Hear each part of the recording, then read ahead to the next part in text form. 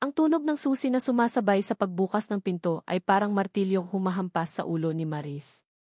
Hindi pa sumasapit ang alas 5 ng hapon, pero napauwi siya ng mas maaga dahil sa biglaang pagsara ng opisina. Ang isip niya ay puno ng pag-asa, sabik na sabik siyang sorpresahin si Leo. Isang malaking ngiti ang nakapaskil sa kanyang labi habang dahan-dahan niyang binuksan ang pinto. Ngunit ang ngiting iyon ay agad na nalusaw. Hindi siya nasorpresa. Siya ang nasorpresa. Ang tahimik na bahay ay tila may kakaibang simoy ng hangin. May naririnig siyang mga bulungan at ang mga bulungan na iyon ay galing sa kanilang silid-tulugan. Nag-init ang buong katawan ni Maris. Pamilyar ang isa sa mga boses na iyon, isang boses na nakasanayan niyang pakinggan. Ang boses ni Sandy, ang matalik niyang kaibigan. Nanginginig ang mga kamay ni Maris nang dahan-dahan niyang nilapitan ang pinto. Bawat hakbang ay parang paglapat ng isang talim sa kanyang puso. Huminto siya sa tapat ng pinto at nakarinig siya ng pagtawa. Hindi ang simpleng pagtawa, kundi isang masayang-masaya at malalim na tawanan. Ang tawa ni Leo. At kasunod noon, ang mas malambing na boses ni Sandy. Hindi na nag-atubili pa si Maris. Binuksan niya ng malakas ang pinto, at doon, natunghayan niya ang isang eksenang kailan hindi niya inakalang makikita. Nakita niya si Leo, ang kanyang asawa, nayakap-yakap si Sandy, ang kanyang best friend. Ang dalawa ay nakatayo sa gitna ng silid, at ang mga ngiti sa kanilang labi ay naglaho nang makita siya. Ang mundo ni Maris ay tila tumigil. Naramdaman niya ang init ng kanyang mga mata. Hindi siya makapagsalita. Ang tanging nagawa niya ay titigan ang dalawa, hinihintay na magpaliwanag sila. Si Leo ang unang nagsalita. Maris, hindi ito ang inaakala mo. Pero ang sinabi ni Leo ay lalo lang nagpainit sa ulo ni Maris. Paano niya nasabing hindi ito ang inaakala niya? Anong nangyari sa kanila? Ang tanging nakita niya ay isang malinaw na katotohanan. Pagkakanulo. Maris T. Sambit ni Sandy na maihalong takot sa kanyang boses. Huwag mo akong tawagin sa pangalan ko, mahinang sabi ni Maris, pero ang bawat salita ay parang isang matigas na bato na ibinato niya sa kanilang dalawa. Matagal ko nang pangarap ang eksenang to, dugtong ni Maris, pero sa mga pelikula lang. Hindi ko akalain na mangyayari sa totoong buhay. Napayuko si Maris at naramdaman niya ang unti-unting pag-init ng kanyang mga mata. Isang butil ng luha ang pumatak sa kanyang kamay. Ang pag-iyak niya ay hindi dahil sa galit, kundi dahil sa sakit. Ang sakit ng panloloko ng dalawang tao na pinagkatiwalaan niya ng lubusan. Ang isa, ang asawa niya, at ang isa, ang itinuring niyang kapatid. Nagpaliwanag si Leo. Hindi niya tinanggi ang ginawa niya, pero ang mga salita niya ay lalo lang nagpasakit kay Maris. Maris, kailangan mo itong maintindihan. Hindi ko na alam kung mahal pa kita at saka hindi na talaga magandang ideya na mag-anak tayo. Ang huling salita ang nagpatigil kay Maris sa pag-iyak. Tiningnan niya si Leo sa mga mata. Ano nang ibig mong sabihin? Anong nangyari sa usapan natin? Sa mga pangarap natin? Maris, hindi ka na magandang ideya. At saka, hindi mo ba naiintindihan? Hindi ka talaga sapat, matigas na sabi ni Leo. Ang mga salitang iyon ay parang matatalim na kutsilyo na bumaon sa puso ni Maris. Parang unti-unting naghihiwa sa kanyang pagkatao. Naramdaman niya ang kanyang sarili na nawawalan ng lakas, nang bawat piraso ng kanyang pag-asa ay unti-unting nadurog. Hindi ko na kaya, bulong ni Maris sa sarili. Kinuha niya ang kanyang bag, tumakbo siya palabas ng bahay, at ang huling nakita niya ay ang mukha ni Leo na puno ng awa, at si Sandy na nakatitig sa kanya na may kakaibang ngiti sa labi. Doon, sa gitna ng malakas na ulan, naglakad si Maris ng walang direksyon. Ang mga luha niya ay sumasabay sa mga patak ng ulan. Kung mayroon man siyang gustong gawin sa mga sandaling iyon, iyon ay ang balikan ang mga alaala ng masayang pamilya na pinangarap niya kasama si Leo. Habang naglalakad, narinig niya ang tunog ng kanyang cellphone. Kinuha niya ito at nakita niya ang isang numero na hindi niya kilala. Pero sa kanyang puso, mayroong kakaibang pakiramdam na dapat niyang sagutin ang tawag. Hello, mahinang sagot ni Maris. Huwag kang maniwala sa kanya, Maris. Siya ang may problema, sabi ng isang boses sa kabilang linya. Ang boses ay malinaw at ang tono nito ay seryoso. Hindi mo kasalanan ang nangyari. Ang totoo si Leo, siya ang may sakit.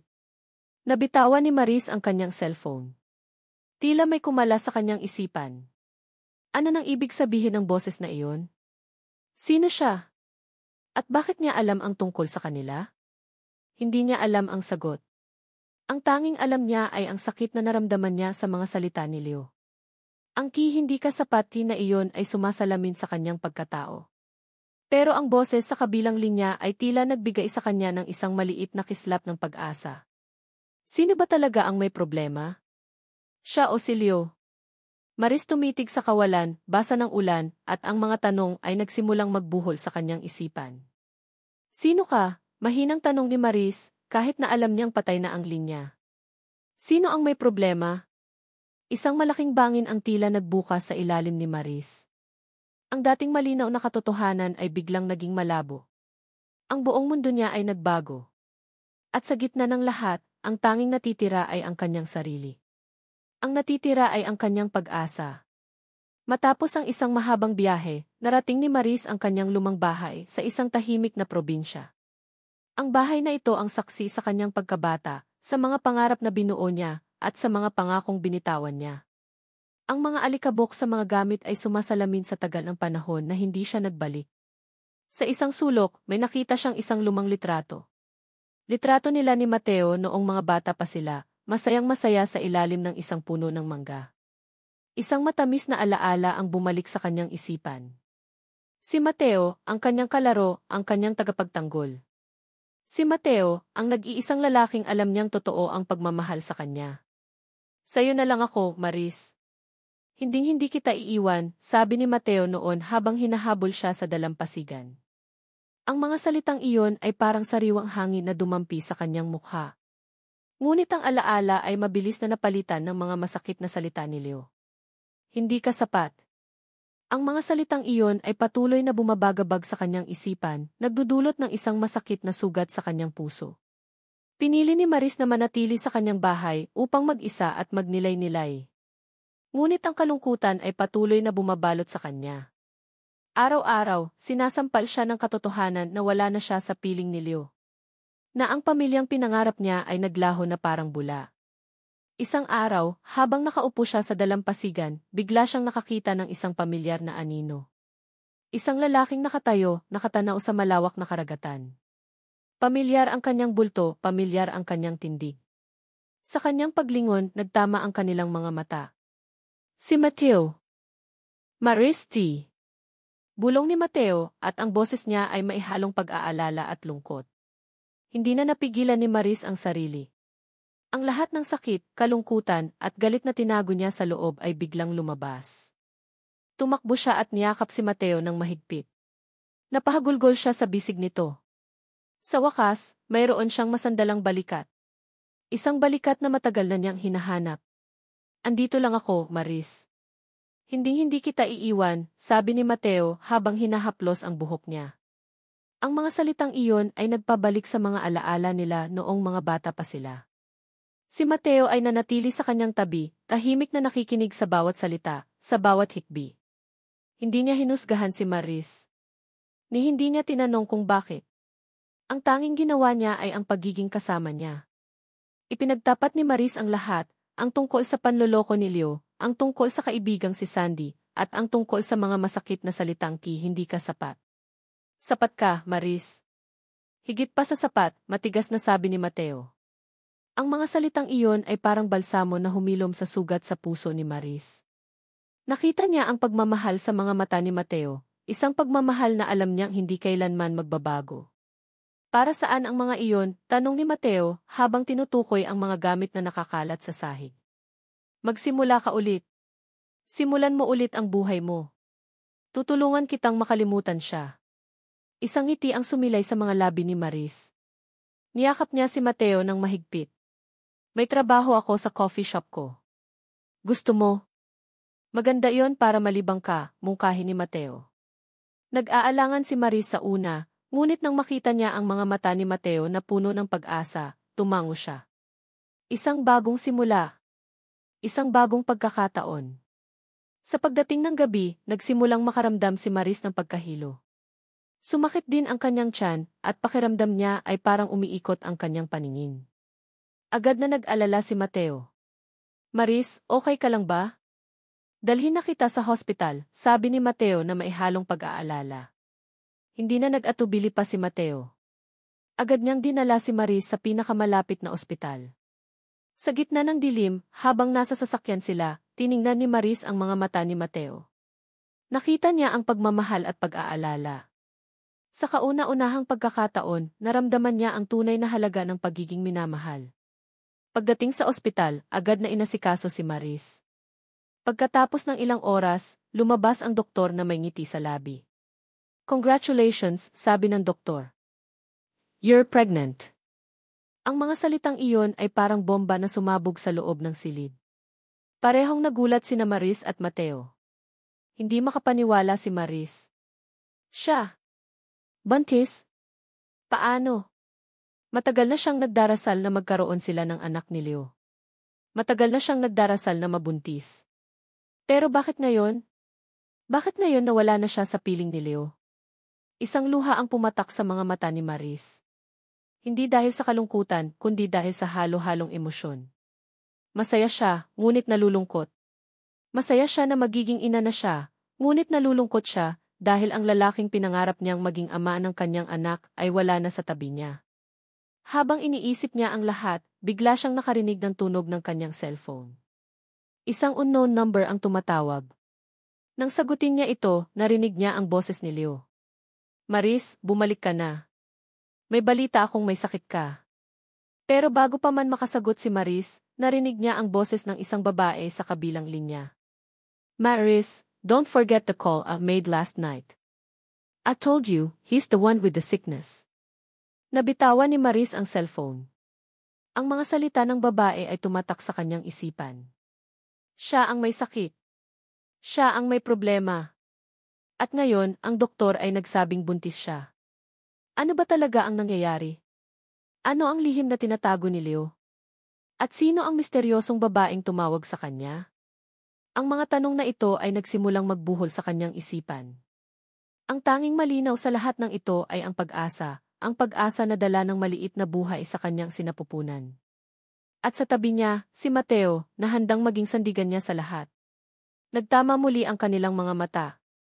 Sa gitna ng pagkalito at takot, mayroong pag-asa. Mayroong bagong simula.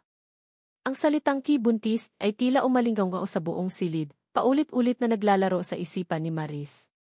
Hindi niya alam kung ano ang dapat niyang maramdaman. Sa isang banda, ito ang pinakamagandang balita sa kanyang buhay. Sa kabilang banda, ito ang pinakamasakit na paalala ng kanyang nakaraan. Buntis siya, ang kondisyon na naging dahilan ng pag-alis ni Leo.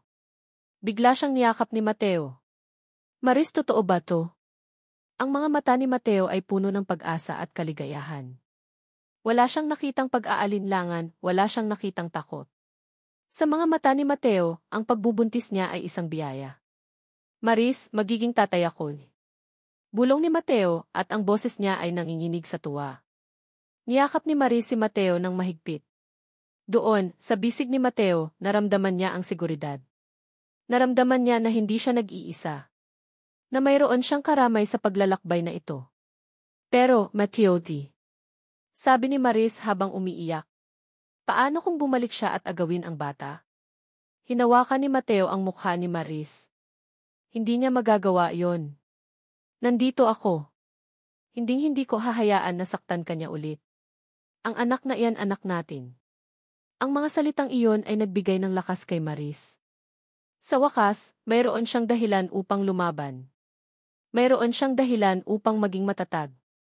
Ngunit ang kaligayahan ay hindi nagtagal. Ang cellphone ni Maris ay walang tigil na nagri-ring. Number ni Leo. Maraming missed calls. Maraming text messages. Maris, please sagutin mo ko. Mag-usap tayo. Maris, please patawarin mo ko. Hindi sinagot ni Maris ang mga tawag. Hindi niya binasa ang mga mensahe. Ang huling sinabi ni Leo sa kanya ay hindi ka sapat. At iyon ang huling salita na gusto niyang marinig mula sa kanya. Binlock niya ang number ni Leo. Ayaw na niyang maging bahagi ng kanyang buhay ang lalaking sumira sa kanya. Ayaw na niyang maging bahagi ng kanyang buhay ang taong nagbigay sa kanya ng pinakamasakit na karanasan. Nang malaman ng mga tao sa maliit na bayan na buntis si Maris, nagsimula ang mga bulungan. Siya ba yan? Akala ko ba hindi siya pwedeng magkaanak? Sino ang ama? Yung asawa niya? Hindi, hiwalay na sila. Baka si Mateo. Pero kakaiba. Ang mga bulungan ay parang mga matatalim na kutsilyo na sumasaksak sa likod ni Maris. Naramdaman niya ang hiya. Naramdaman niya ang sakit. Naramdaman niya na bumalik siya sa simula. Naramdaman niya ulit ang pagkawalang silbi na ininda niya noon. Isang araw, habang nasa coffee shop sila ni Mateo, may isang grupo ng mga babae na nagbubulungan. Pinag-uusapan nila si Maris. Tingnan mo yung babae. Buntis na, wala pang asawa.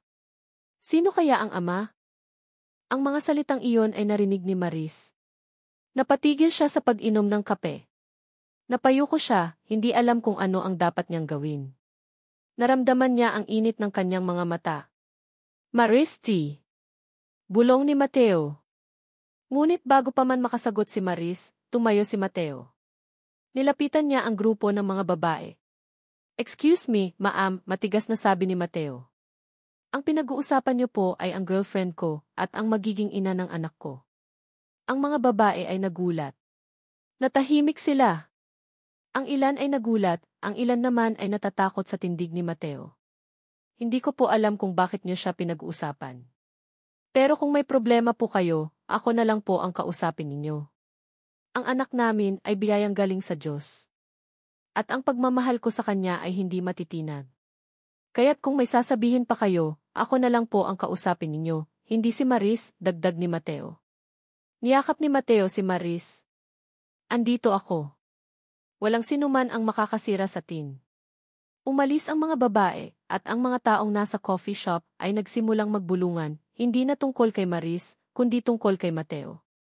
Ang pagiging matatag ni Mateo ay nagbigay sa kanila ng respeto. At sa wakas, si Maris ay naramdaman niya ang tunay na halaga ng pagmamahal. Ngunit ang kapayapaan ay hindi nagtagal.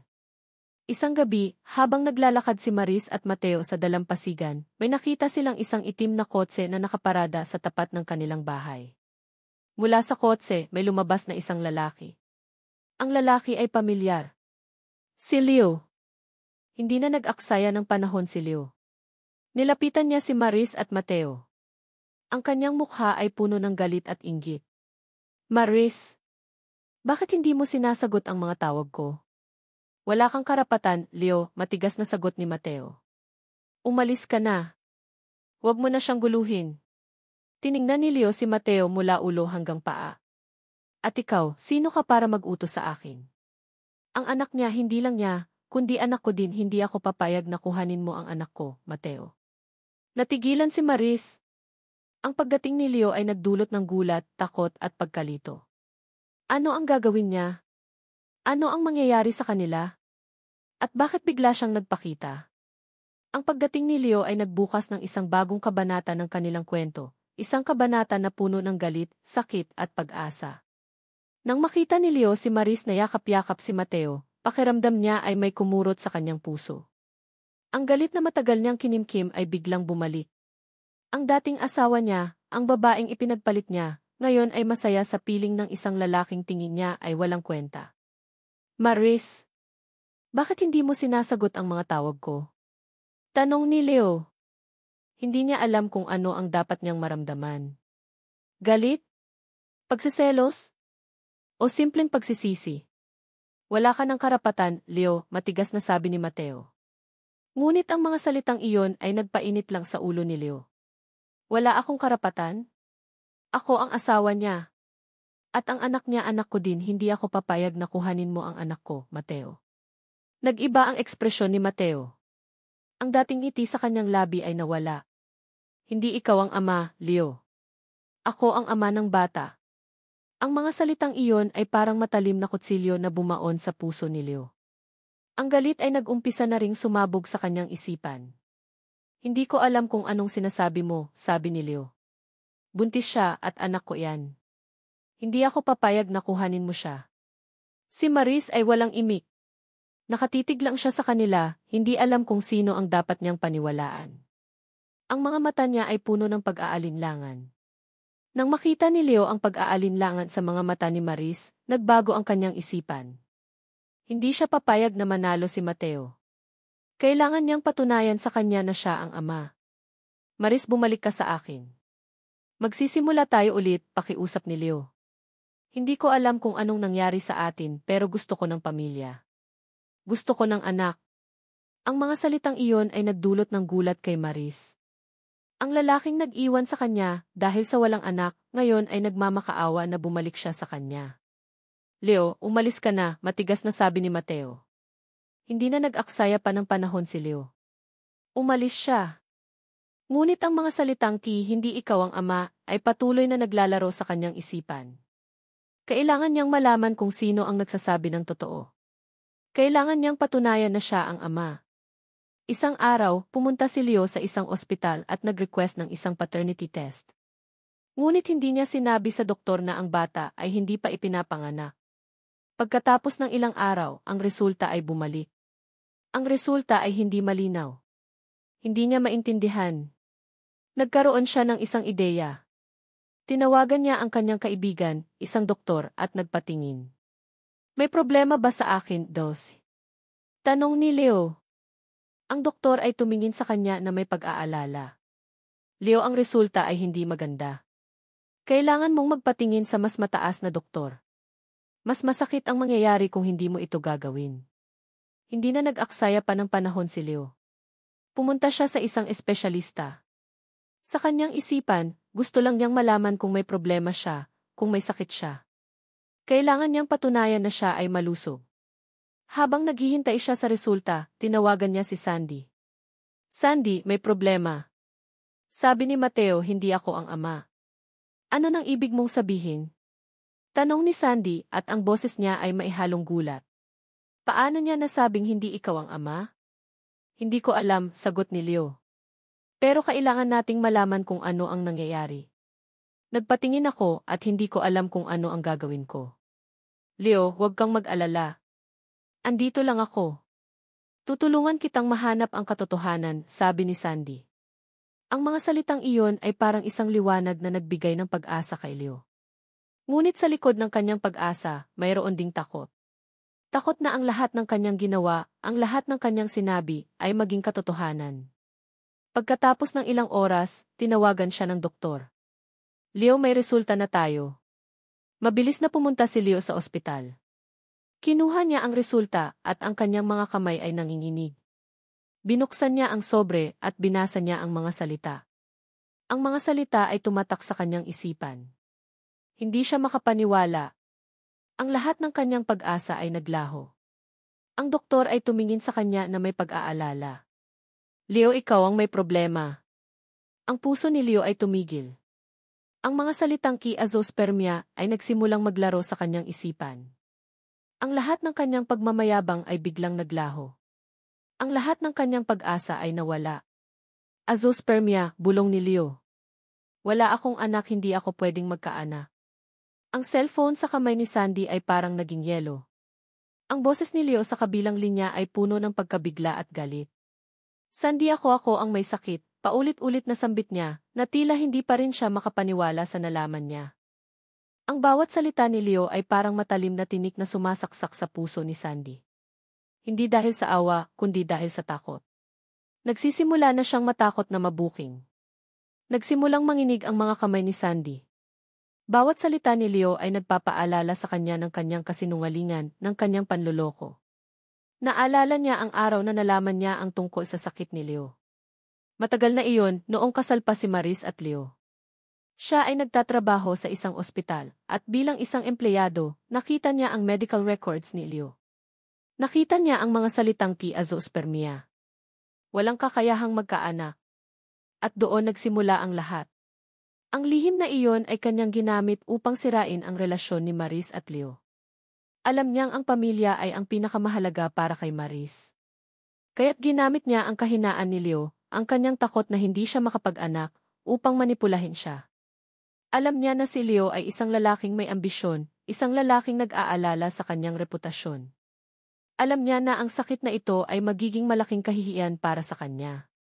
Kaya tinulungan niya siyang isipin na si Maris ang may problema. Sandy. Sabi ni Leo sa akin, hindi niya kayang magkaanak sa akin, umiiyak na sabi ni Maris noon. Habang iniisip niya ang lahat ng kanyang ginawa, ang mga ginawa niya ay tila nagbabalik sa kanya na parang isang bangungot. Nagsimulang bumigat ang kanyang dibdib, na tila may isang malaking bato na bumabagsak sa kanya. Sandy, ano nang gagawin ko? Buntis si Maris. Hindi ako ang ama, mahinang sabi ni Leo. Ang mga salitang iyon ay nagbalik sa kanya sa kasalukuyan. Buntis si Maris. Kung hindi si Leo ang ama, sino? Si Mateo. Ang tanong na ito ay nagdulot ng isang matalim na kislap sa mga mata ni Sandy. Isang bagong pagkakataon.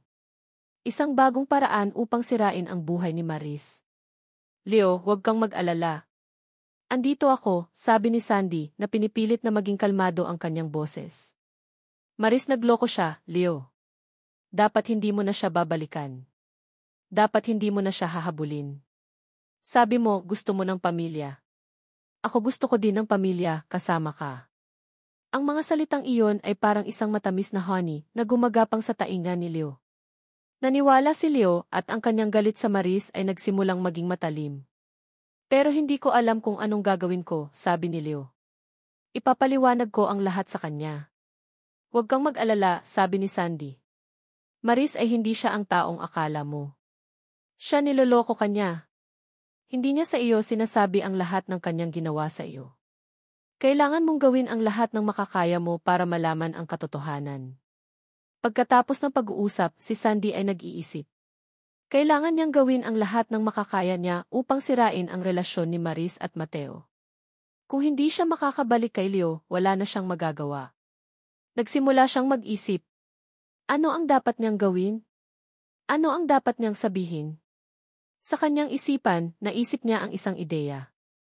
Isang ideya na magbibigay sa kanya ng kapangyarihan. Isang ideya na magpapakita sa Maris kung sino siya talaga. Kinuha ni Sandy ang kanyang cellphone.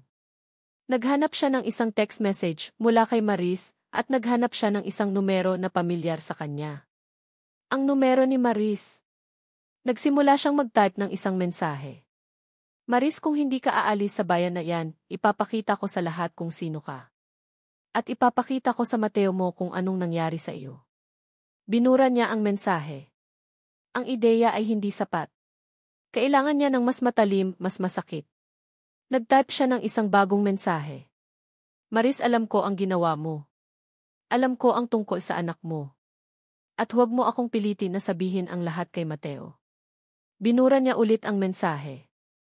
Masyadong malinaw, bulong ni Sandy. Kailangan ng mas malabong mensahe. Sa huli, nag-type siya ng isang mensahe na magiging sanhi ng takot at pag-aalala ni Maris. Maris, huwag mong subukang balikan si Leo. Hindi mo alam ang nangyayari. At ang anak mo, hindi mo rin alam kung sino ang ama. Naisip ni Sandy, okay, sapat na yan.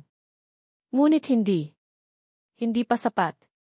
Kailangan niyang gawin ang lahat ng makakaya niya upang sirain ang buhay ni Maris. Habang nag-iisip siya, may isang mensahe siyang nakita sa kanyang cellphone. Isang ultrasound image na sinend sa kanya ni Maris dati, noong kasal pa sila ni Leo. Isang image na nagpapaalala sa kanya na si Maris ay buntis. Isang image na magiging susi sa kanyang tagumpay. Kinuha niya ang cellphone niya at sinend niya ang image sa Leo. Ngunit hindi lang image ang sinend niya. May kasamang text message. Anak niya ba talaga yan, Leo? O anak lang ng kung sino-sino? Ang mga salitang iyon ay parang matalim na sumasaksak sa puso ni Leo. Ang galit na nararamdaman niya ay nag-umpisa na ring magbago. Galit sa Maris. Galit sa sarili niya. At galit sa buong mundo. Nagsimula siyang mag-isip kung ano ang dapat niyang gawin. Ang lahat ng kanyang pag-asa ay naglaho. At ang tanging natitira ay ang kanyang paghihiganti. Nakatitig si Maris sa cellphone, hindi makapaniwala. Ang mensahe ay nanggaling sa isang numerong hindi niya kilala, ngunit ang nilalaman nito ay sapat na upang maging sanhi ng kanyang takot. Maris, kung hindi ka aalis sa bayan na yan, ipapakita ko sa lahat kung sino ka. At ipapakita ko kay Mateo mo kung anong nangyari sa iyo. Mabilis siyang tumawag sa numerong iyon. Ang nag-iisang tanong na nasa kanyang isipan ay, sino ka? Sino ka? Paano mo nalaman ang tungkol sa amin?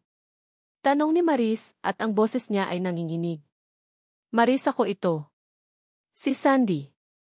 Ang mga salitang iyon ay parang matalim na kutsilyo na bumaon sa puso ni Maris.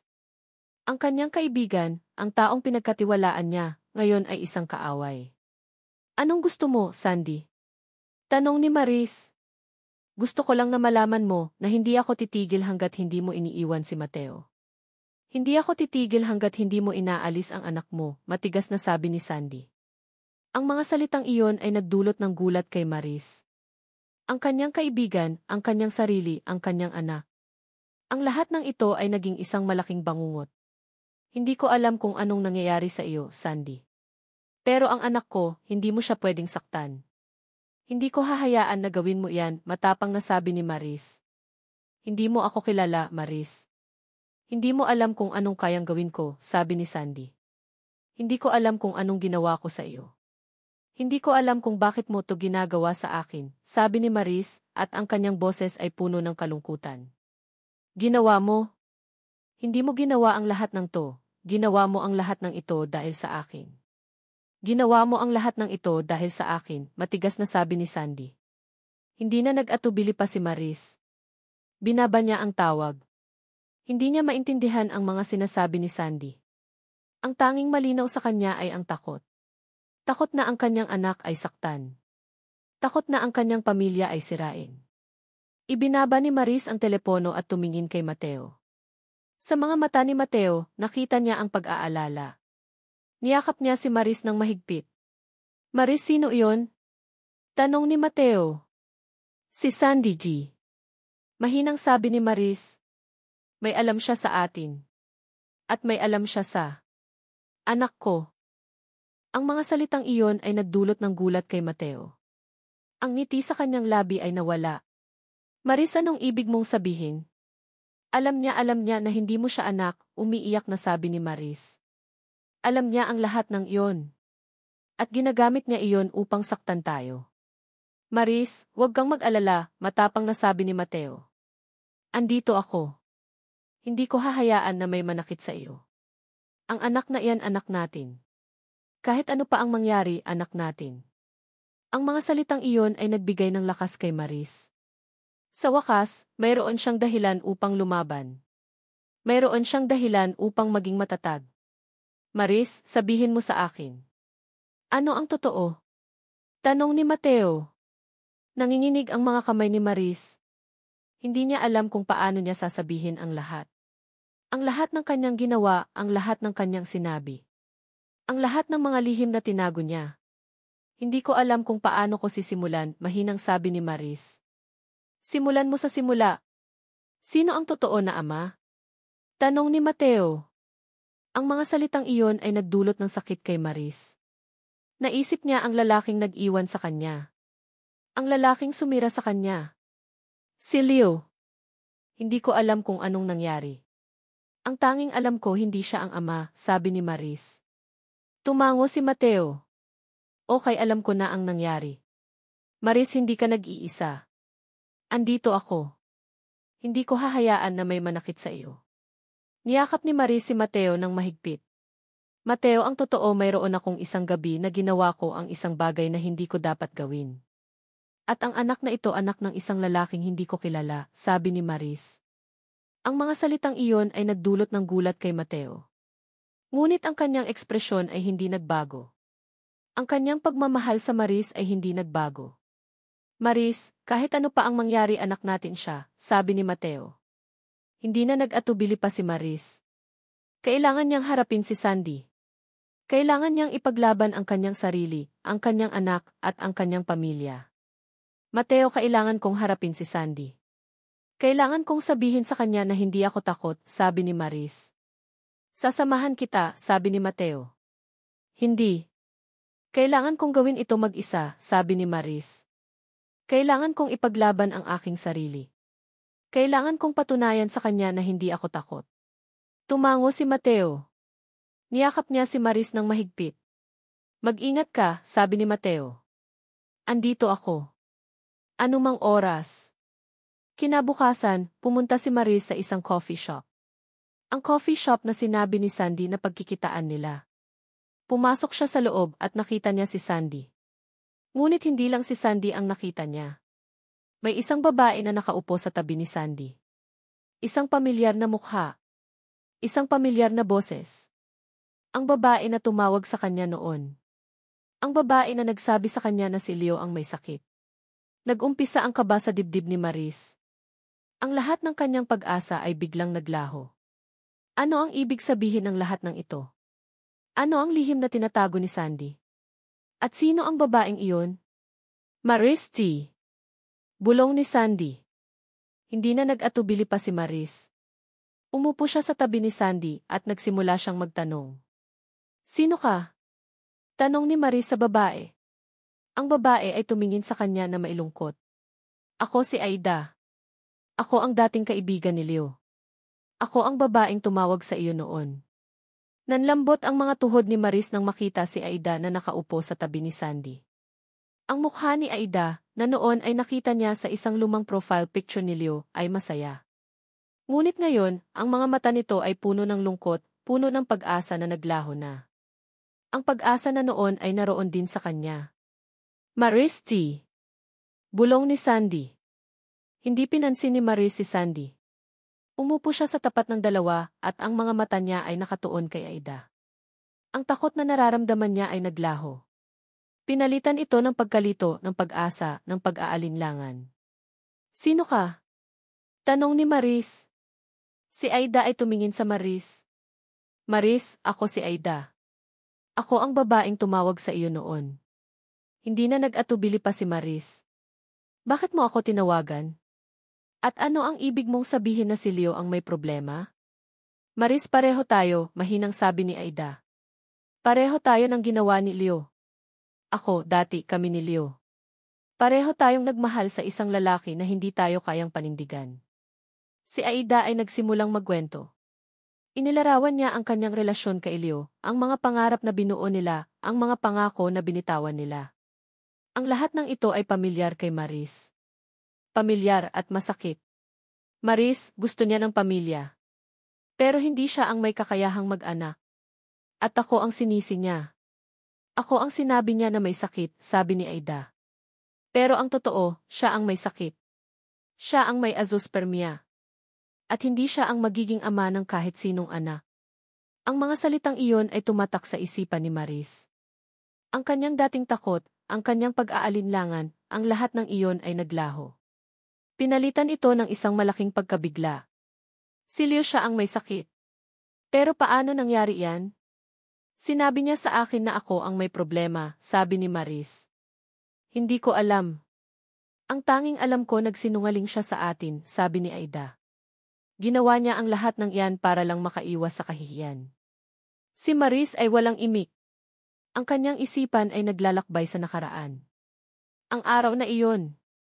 Ang araw na sinabi ni Leo sa kanya na hindi ka sapat. Ang mga salitang iyon ay hindi pala totoo. Siya pala ang may problema.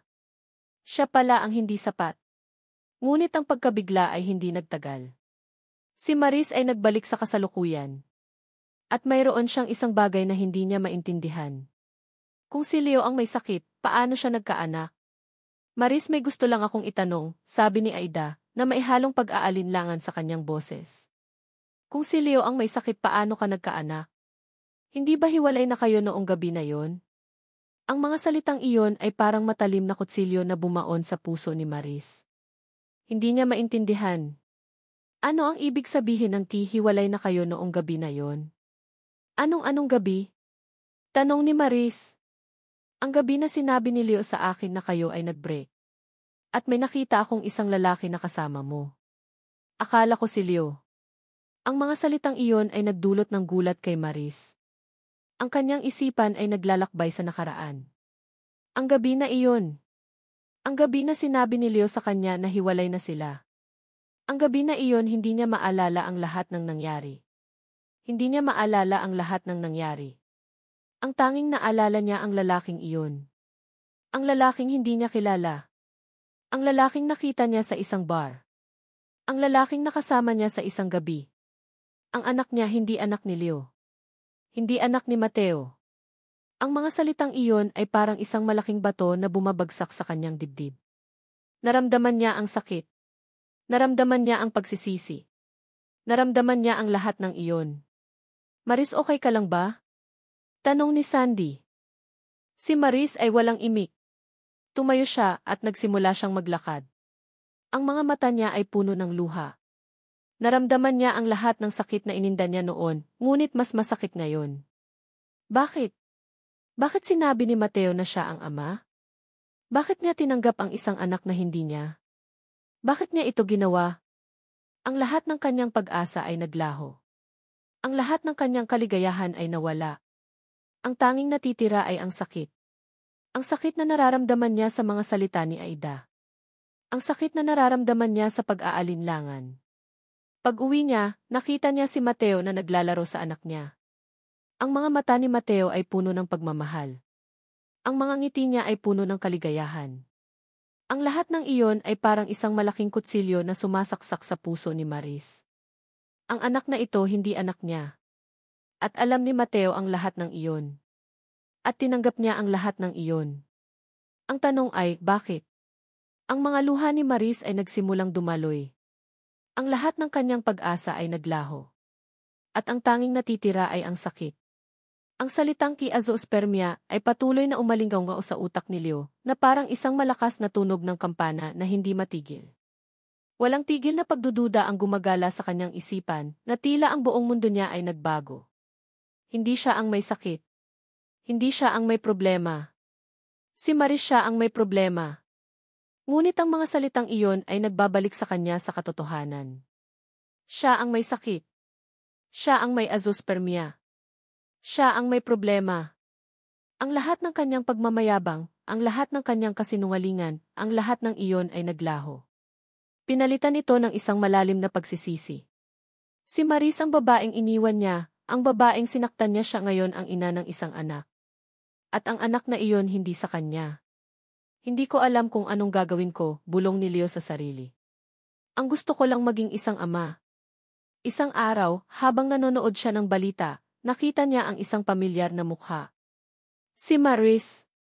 Nakita niya si Maris na masayang-masaya kasama si Mateo. Nakita niya ang pagmamahal sa mga mata ni Mateo. Ang pagmamahal na iyon dapat ay sa kanya. Dapat ay sa kanila. Ang galit na matagal na niyang kinimkim ay biglang bumalik. Hindi siya papayag na manalo si Mateo. Hindi siya papayag na kuhanin ni Mateo ang pamilya niya. Hindi siya papayag na ang anak na iyon ay maging anak ni Mateo. Hindi na nag-atubili pa si Leo. Tinawagan niya ang kanyang AC manager at nag-organisa ng isang press conference. Ang kanyang plano ay malinaw. Magpapakita siya sa publiko, magpapakilala siya bilang isang taong nagbago, at hihilingin niya ang pagpapatawad ni Maris. Ang lahat ng ito ay para lang maibalik ang pamilya niya. Sa araw ng press conference, si Leo ay nakaupo sa isang silya, sa harap ng isang microphone. Ang mga mata niya ay puno ng pag-asa.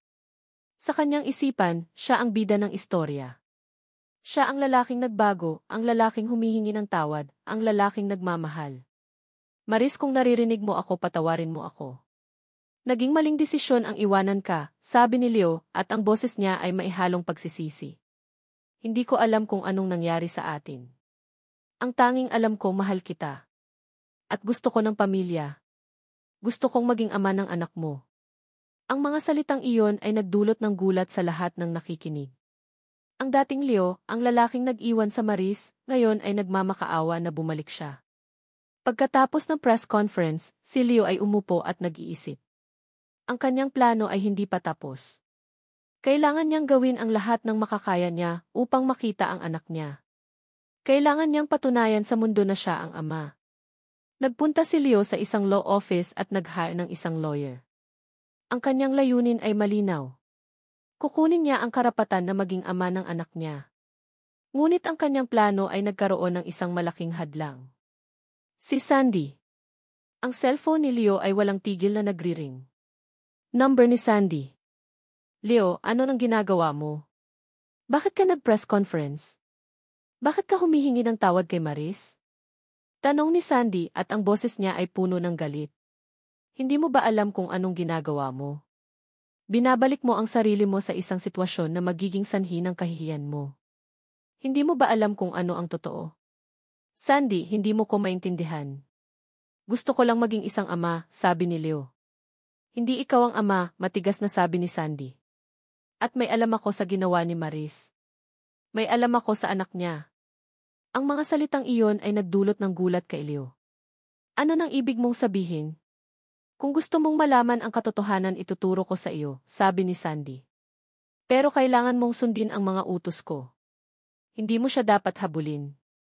Hindi mo dapat gawin ang lahat ng yan. Ngunit ang puso ni Leo ay puno ng galit at inggit. Hindi siya papayag na manalo si Mateo. Hindi siya papayag na manalo si Sandy. Ang tanging gusto niya maging isang ama. Pagkatapos ng pag-uusap, si Leo ay nag-iisip. Ang mga salita ni Sandy ay patuloy na naglalaro sa kanyang isipan. Hindi ikaw ang ama. May alam ako sa anak niya. Hindi na nag-atubili pa si Leo. Nagpadala siya ng isang text message kay Sandy. Sabihin mo sa akin. Ano ang totoo? Ang sagot ay mabilis na dumating. Isang text message na may kalakip na isang attachment. Ito ay isang litrato ng isang dokumento. Isang vetting test. Ang mga kamay ni Leo ay nanginginig. Binuksan niya ang attachment. Anak niya ba talaga yan? O anak lang ng kung sino-sino? Ang mga salitang iyon ay parang matalim na sumasaksak sa puso ni Leo. Ang lahat ng kanyang pag-asa, ang lahat ng kanyang pagmamayabang, ang lahat ng iyon ay naglaho. Pinalitan ito ng isang malalim na galit. Ang lahat ng kanyang ginawa, ang lahat ng kanyang sinabi, ang lahat ng iyon ay naglaho na parang bula. Ang tunog ng doorbell ay nagpadagundong sa dibdib ni Maris. Inasahan niya na darating si Leo, ngunit hindi niya inasahan na kasama niya si Sandy. Ang dalawa ay nakatayo sa tapat ng pinto, at ang mga mukha nila ay puno ng galit. Ang mga mata ni Leo ay puno ng puot, at si Sandy, na nakatayo sa likuran niya, ay ngumingiti na parang isang demonyo. Maris, kailangan nating mag-usap, matigas na sabi ni Leo. Hindi na nag-atubili pa si Maris. Binuksan niya ang pinto at pinapasok ang dalawa. Umupo silang lahat sa living room, at ang katahimikan ay sumasaklaw sa buong silid. Si Leo ang unang nagsalita. Maris, nag-text sa akin si Sandy. May alam siya sa anak mo. Ang mga salitang iyon ay nagdulot ng gulat kay Maris. Tiningnan niya si Sandy at ang mga mata niya ay puno ng puot. Ano nang ibig mong sabihin, Sandy? Hindi mo ba alam, Maris? Ang anak mo, hindi mo alam kung sino ang ama, matigas na sabi ni Sandy. Sinabi mo sa akin na hiwalay na kayo ni Leo at nag-text ka sa akin na nakasama ka sa isang lalaki. Hindi mo ba maalala? Ang mga salitang iyon ay parang matatalim na kutsilyo na bumaon sa puso ni Maris. Ang kanyang isipan ay naglalakbay sa nakaraan. Ang gabi na iyon. Ang gabi na sinabi ni Leo sa kanya na hiwalay na sila. Ang gabi na nakasama niya ang isang lalaking hindi niya kilala. Hindi ko alam kung anong sinasabi mo, mahinang sabi ni Maris. Ngunit bago pa man makasagot si Maris, may kinuha si Sandy sa kanyang bag, isang folder. Binuksan niya ito at nakita ni Maris ang isang dokumento.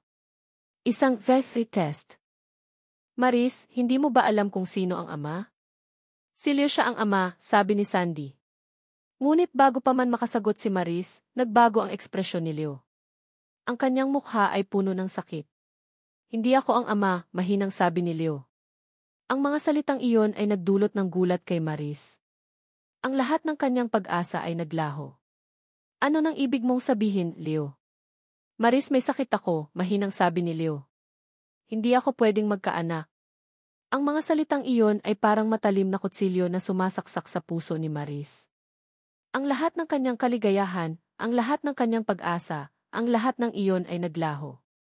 Pinalitan ito ng isang malalim na sakit.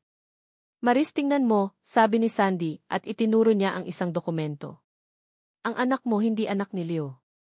Hindi rin anak ni Mateo. Ang mga salitang iyon ay parang isang malaking bato na bumabagsak sa kanyang dibdib.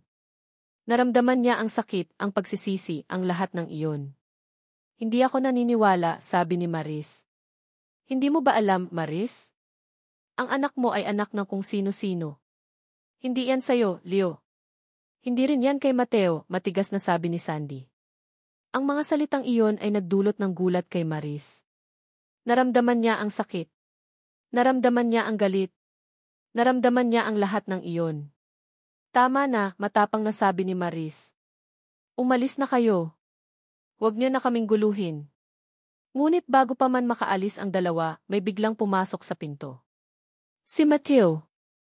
Mateo T. Mahinang sabi ni Maris. Alam ko, Sandy, matapang na sabi ni Mateo. Alam ko na ang bata ay hindi ko anak. Pero mahal ko siya. At mahal ko si Maris. Ang mga salitang iyon ay parang isang malaking liwanag na nagbigay ng pag-asa kay Maris. Niyakap niya si Mateo ng mahigpit. Mateo, alam mo. Sabi ni Mateo. Alam ko ang lahat ng iyan. At hindi ko naisip na mag-iba ang tingin ko sa'yo. Ang anak mo, anak natin. Nagsimulang umiyak si Maris. Ang mga luha niya ay puno ng kaligayahan. Sa wakas, mayroon siyang taong nagmamahal sa kanya ng buong puso. Sa wakas, mayroon siyang taong handang tumanggap sa kanya. At ito ang para sa inyo, sabi ni Sandy na puno ng galit. Ngunit bago pa man makaalis si Sandy, biglang bumukas ang pinto. Isang lalaking hindi pamilyar ang pumasok. Ang lalaking iyon ay tumingin kay Maris at ang mga mata niya ay puno ng pag-aalala. Maris, ikaw ba si Maris? Ang mga salitang iyon ay nagdulot ng gulat kay Maris.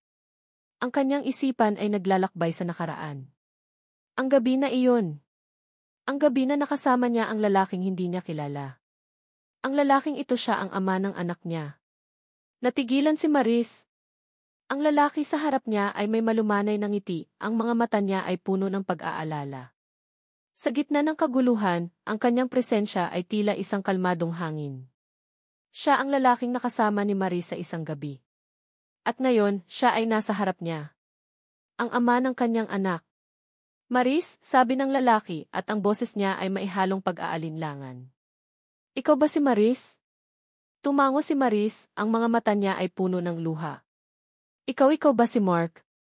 Tumango ang lalaki. Ako nga. Maris, humihingi ako ng tawad. Hindi ko alam kung anong nangyayari. Pero kailangan kong magsalita. Kailangan kong sabihin ang lahat. Ang mga salitang iyon ay nagdulot ng gulat kay Leo at Sandy. Ang lahat ng kanilang pag-asa, ang lahat ng kanilang plano, ngayon ay naglaho na parang bula. Ang lalaking nasa harap nila ay ang tunay na ama ng anak ni Maris. Sino ka? Tanong ni Sandy at ang boses niya ay puno ng galit.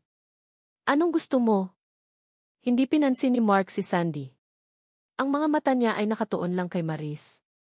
Maris, nagpunta ako dito para lang humingi ng tawad. Hindi ko alam kung anong nangyari sa atin noon. At hindi ako ang ama ng anak mo. Ang mga salitang iyon ay nagdulot ng gulat kay Maris. Hindi siya makapaniwala. Ang lalaking ito siya ang ama ng anak niya. Maris, nagpunta ako dito para lang malaman kung ano ang nangyayari sa iyo. Ang mga kaibigan ko sinabi nila sa akin na may problema. At gusto ko lang malaman kung ang anak na ito anak ko ba? Tanong ni Mark. Si Maris ay walang imik. Ang kanyang isipan ay naglalakbay sa nakaraan. Ang gabi na iyon. Ang gabi na nakasama niya ang lalaking ito. Ang lalaking ito ang tunay na ama. Tumango si Mark. Okay, alam ko na ang sagot. Maris, gusto ko lang na malaman mo na hindi ako nandito para agawin ang anak mo. Nandito ako para lang malaman kung ang anak na yan masaya ba? Buhay ba? Ang mga salitang iyon ay nagdulot ng gulat kay Maris. Ang lalaking ito hindi siya ang katulad ni Leo. Hindi siya ang katulad ni Sandy. Siya ang isang mabuting tao.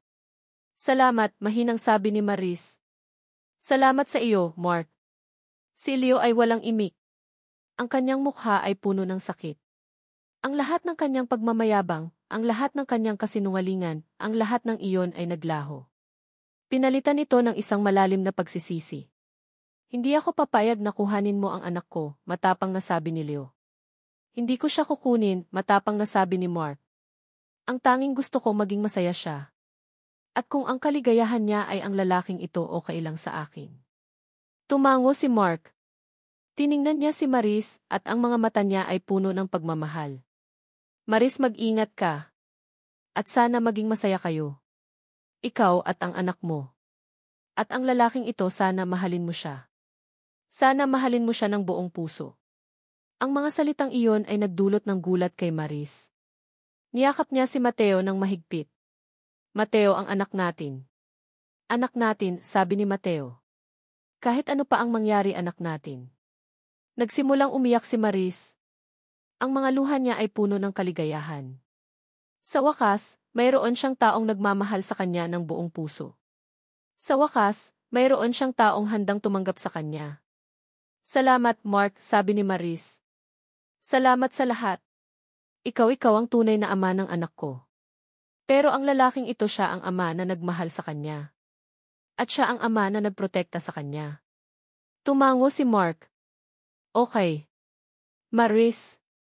Aalis na ako. Pero kung kailangan mo ako, andito lang ako. Umalis si Mark. Ang lahat ng kanyang pag-asa, ang lahat ng kanyang kalungkutan, ang lahat ng iyon ay naglaho. Pinalitan ito ng isang malalim na pag-asa.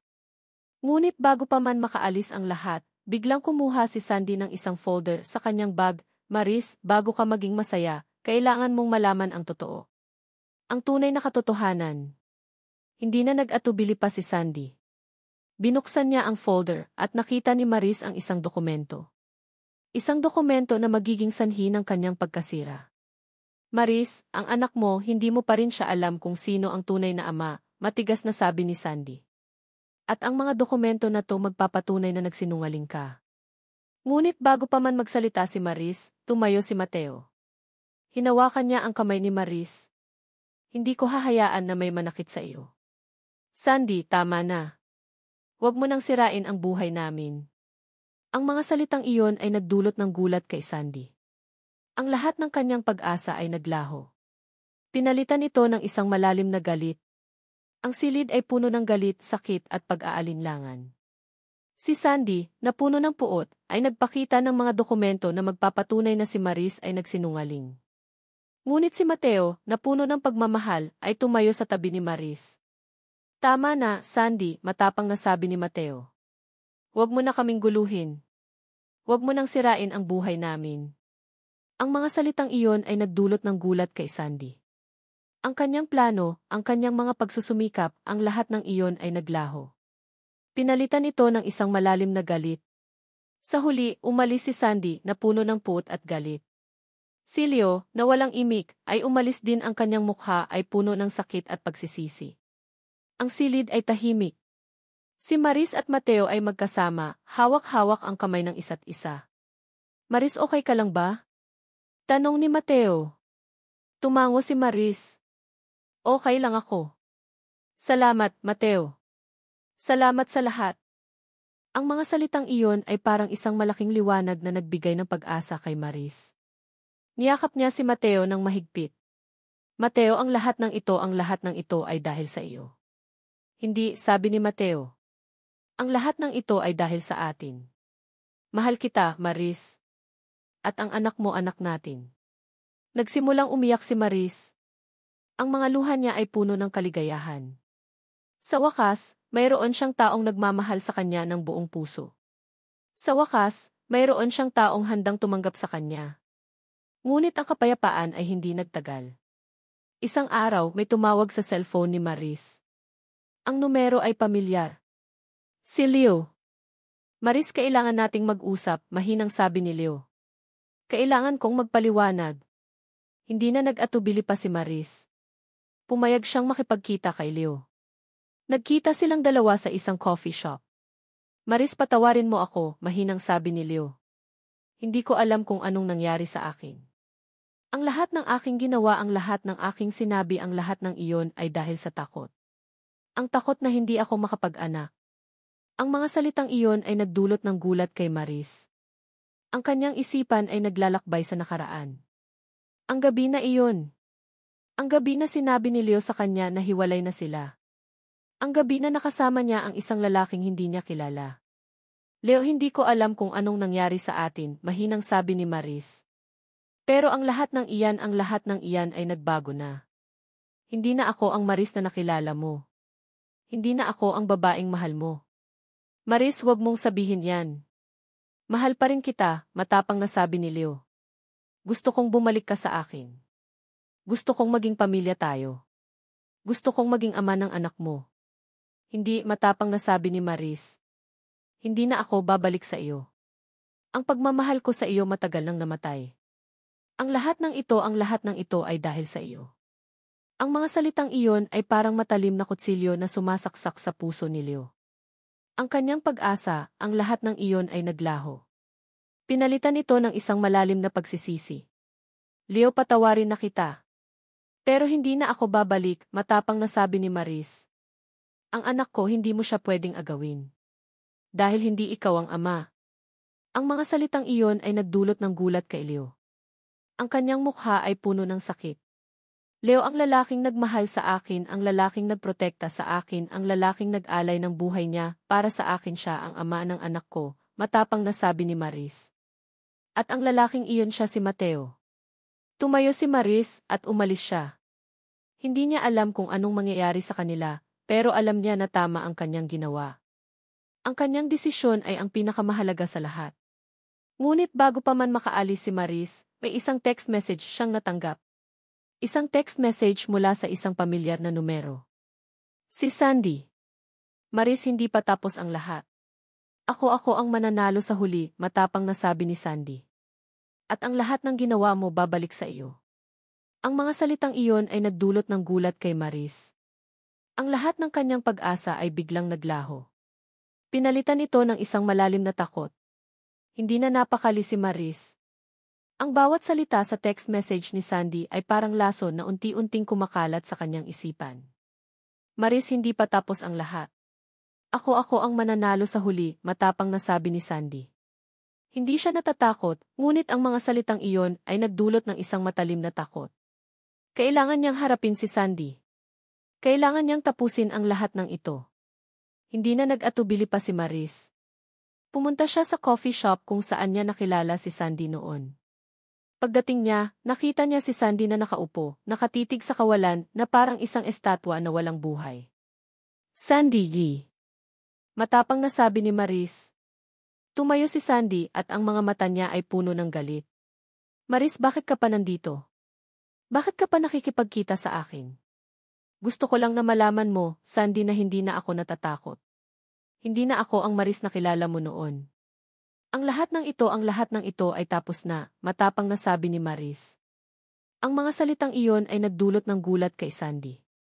Ang kanyang galit ay nagbago. Pinalitan ito ng isang malalim na lungkot. Maris, hindi mo ako maintindihan. Nagsiselos ako sa iyo. Nagsiselos ako sa buhay mo. Sa pamilya mo. Sa lahat ng meron ka, mahinang sabi ni Sandy. Ang lahat ng ito ginawa ko dahil sa inggit. Ang mga salitang iyon ay parang isang matalim na kutsilyo na sumasaksak sa puso ni Maris. Ang kanyang kaibigan, ang kanyang sarili, ang kanyang anak. Ang lahat ng ito ay naging isang malaking bangungot. Sandy, kung gusto mo ng pamilya, bakit mo ko ginawa to? Bakit mo sinira ang buhay ko? Tanong ni Maris. Hindi ko alam. Ang tanging alam ko, gusto ko lang na maramdaman mo ang sakit na nararamdaman ko. Ang sakit na hindi ako makapag-anak, umiiyak na sabi ni Sandy. Ang mga salitang iyon ay nagdulot ng gulat kay Maris. Hindi niya alam. Ang kanyang kaibigan may sakit. Sandy, okay lang. Patawarin kita, mahinang sabi ni Maris. Pero kailangan mo ring magpatawad sa sarili mo. Hindi ka nag-iisa. Ang mga salitang iyon ay parang isang malaking liwanag na nagbigay ng pag-asa kay Sandy. Niyakap niya si Maris ng mahigpit. Maris, salamat. Salamat sa lahat. Umalis si Maris sa coffee shop. Ang kanyang isipan ay kalmado. Ang kanyang puso ay puno ng kapayapaan. Sa wakas, tapos na ang lahat. Ang lahat ng sakit, ang lahat ng galit, ang lahat ng iyon ay naglaho na. Pag-uwi niya, nakita niya si Mateo na naglalaro sa anak niya. Ang mga mata ni Mateo ay puno ng pagmamahal. Ang mga ngiti niya ay puno ng kaligayahan. Ang lahat ng iyon ay parang isang malaking kutsilyo na sumasaksak sa puso ni Maris. Ngunit ngayon, ang kutsilyo ay hindi na masakit. Maris, okay ka lang ba? Tanong ni Mateo. Okay lang ako. Tapos na ang lahat, sabi ni Maris. Ang lahat ng ito ay dahil sa iyo. Ang mga salitang iyon ay nagdulot ng gulat kay Mateo. Niyakap niya si Maris ng mahigpit. Maris, hindi ka nag-iisa. Andito ako. Hindi ko hahayaan na may manakit sa iyo. Ang mga luha ni Maris ay nagsimulang dumaloy. Ang mga luha niya ay puno ng kaligayahan. Sa wakas, mayroon siyang taong nagmamahal sa kanya ng buong puso. Sa wakas, mayroon siyang taong handang tumanggap sa kanya. Ang lahat ng kanyang pag-asa ay nagbalik. Ang lahat ng kanyang kaligayahan ay nagbalik. Ang lahat ng iyon ay nagbalik sa kanya. Tapos na ang istorya. Ang lahat ng sakit, ang lahat ng galit, ang lahat ng iyon ay naglaho na. Pinalitan ito ng pag-ibig, pag-asa, at kapayapaan. At dito nagtatapos ang kwento ni Maris at Mateo. Salamat sa inyong lahat, sa bawat isa na naglaan ng oras upang makinig at damhin ang bawat kabanata ng buhay ni Maris. Ang kwentong ito ay nagsimula sa sakit at pagkakanulo, ngunit tinapos natin ito ng may pag-ibig at pag-asa. Sa bawat kabanata, kasama namin kayo sa paglalakbay ni Maris, mula sa dilim ng kanyang nakaraan hanggang sa liwanag ng kanyang bagong simula. Ang pagsulat ng istoryang ito ay isang emosyonal na paglalakbay para sa akin. Habang isinusulat ko ang bawat salita, dama ko ang sakit ni Maris, ang tibay ni Mateo, at ang lakas ng isang inang handang ipaglaban ang kanyang pamilya. Nais kong ipaalala sa inyo, mga minamahal, na sa bawat pagsubok mayroong aral. Ang pag-ibig ay hindi lang matatagpuan sa isang perpektong simula, kundi sa pagtanggap at pagpapatawad. Ang tunay na pamilya ay hindi laging konektado sa dugo, kundi sa puso. Sana, ang kwentong ito ay nag-iwan ng magandang aral sa inyong mga puso. Sana, ito ay nagbigay sa inyo ng inspirasyon na magmahal ng walang kondisyon, magpatawad ng taos puso, at maniwala sa kapangyarihan ng pag-asa. Maraming salamat ulit. Naway ibahagi ninyo ang inyong saloobin sa amin. Nagmamahal, Kilikadagi.